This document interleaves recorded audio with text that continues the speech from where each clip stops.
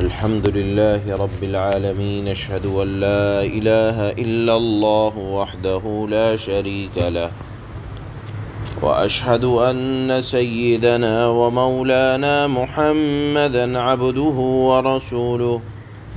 أما بعد، فأعوذ بالله من الشيطان الرجيم. بسم الله الرحمن الرحيم. فأما الإنسان إذا ما ابتلاه ربه فأكرمه ونعمه فيقول ربي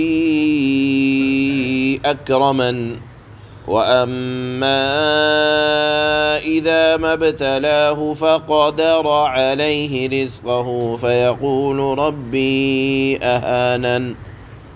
كلا بل لا تكرمون اليتيم ولا تحاضون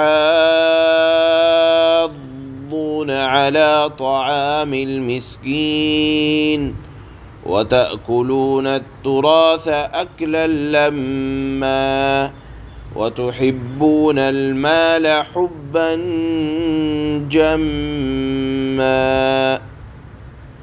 صدق اللہ مولانا العلی العظیم.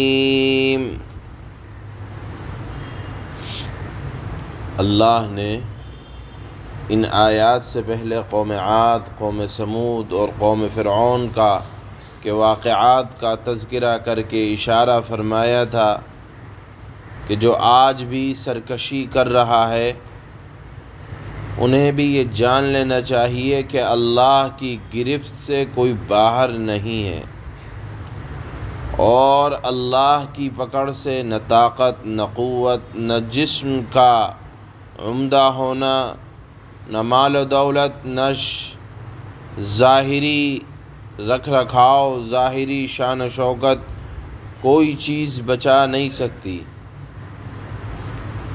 اسی سلسلے میں اللہ نے انسانوں کی ایک غلط فہمی کو ان آیات میں ظاہر فرما کر اس کو رد فرمایا ہے. ہر زمانے میں اس طرح کے کم فہم اور ناسمجھ لوگوں کا یہ گمان رہتا ہے کہ انہیں جو طاقت، اقتدار، زمانے کی واہواہی، مال و دولت اکٹھا ہے تو یہ ان کا اپنا حق ہے اور یہ اس کے مستحق ہیں، اور کسی کو یہ خیال بھی ہو جاتا ہے کہ مجھے میرا مال و دولت، یہ علامت ہے اس بات کا کہ رب العالمین مجھ سے راضی ہیں. کہتے ہیں کہ اگر خدا راضی نہ ہوتا تو یہ ساری نعمتیں مجھے کیوں ملتی. لہذا ایسے نا سمجھ اور کم سمجھ لوگ جب غریبوں کو دیکھتے ہیں، یتیموں کو دیکھتے ہیں، مسکینوں کو دیکھتے ہیں تو انہیں ان سے کوئی دلچسپی نہیں ہوتی، اور اپنے آپ کو اللہ کا قریب اور دوسرے بندوں کو اللہ سے دور سمجھتے ہیں. تو اللہ نے فرمایا کہ ایسے ہی وہ لوگ ہیں جن کے دل میں مال کی محبت بڑھ جاتی ہے، پھر وہ حق حلال کی فکر بھی نہیں کرتے، یہ بھی نہیں دیکھتے کہ یہ دولت آنے کا طریقہ جائز ہے یا ناجائز ہے. بس حرص یہ ہوتی ہے کہ زیادہ سے زیادہ دنیاوی وسائل اور ذرائع پر قبضہ جما لیا جائے. ان کے سامنے یہ حقیقت نہیں ہوتی کہ اللہ نے جو دولت دی ہے، اللہ دولت دے کر بھی آزماتے ہیں، اور پریشانیوں، مصیبتوں، تکلیفوں میں بھی اللہ کی طرف سے آزمائش ہوا کرتی ہے. ایسے ہی غافل انسان کو اللہ ان آیات میں متنبہ کرتے ہیں چنانچہ اللہ نے فرمایا فَأَمَّا الْإِنسَانُ إِذَا مَا ابْتَلَاهُ رَبُّهُ فَأَكْرَمَهُ وَنَعَّمَهُ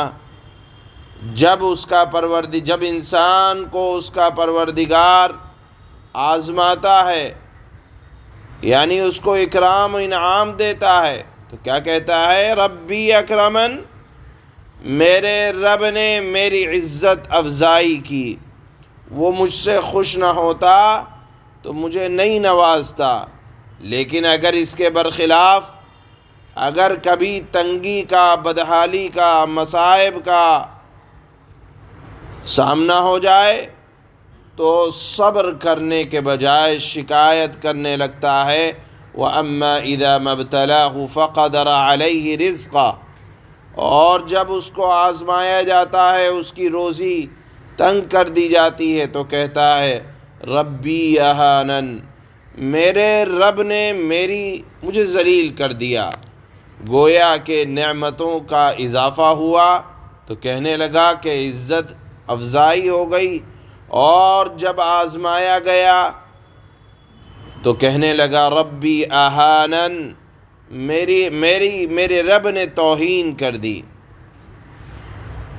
گویا کہ دنیا ہی کو مقصود بالذات اصل سمجھا جانے لگا، اور اللہ کی رضا کو مال کے اکٹھا کرنے میں سمجھا جانے لگا، اور جب مال چلا جائے تو یہ سمجھا جانے لگا کہ اب میری توہین ہو رہی ہے۔ اللہ نے اس حقیقت کو فرمایا کہ کلا، کہ دنیا کے حصول یا نہ ملنا، اس پر اللہ کی رضامندی اور ناراضگی کو محمول کرنا، یہ جہالت ہے، کم فہمی ہے کہ اگر ہمیں مال و دولت مل گئی تو رب العالمین ہم سے راضی ہے، اور اگر نہیں ملا تو ناراض ہے۔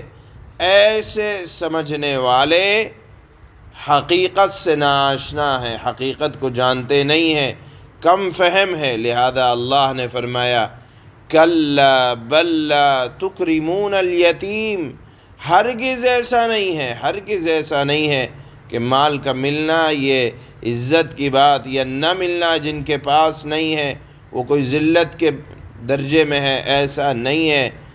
بل لا تکرمون الیتیم، تم یتیموں کی قدر نہیں کرتے۔ ولا تحاضون علی طعام المسکین، گویا کہ اللہ نے فرمایا کہ اللہ بعزت اس کی کرتا ہے جو یتیموں کی قدردانی کرتا ہے، اپنے مال و دولت کو مساکین پر خرچ کرتا ہے، اور جو خرچ نہیں کرتا یتیموں پر، مسکینوں پر، تو اس کے اندر برائی آتی ہے۔ بس مال مفت، دل بے رحم، کہیں سے وراثت کا مال مل جائے، ناحق یتیموں کا مال مل جائے۔ لہذا اللہ نے فرمایا وَتُحِبُّونَ الْمَالَ حُبًّا جَمًّا، مال سے تم بہت محبت رکھتے ہو، حالانکہ اس کا کام تو یہ ہے کہ اس کو غریبوں پر، یتیموں پر خرچ کیا جائے۔ اسی لیے زمانہ جاہلیت کے اندر یہ دستور عام تھا کہ یتیموں کا ناحق مال کھایا کرتے تھے۔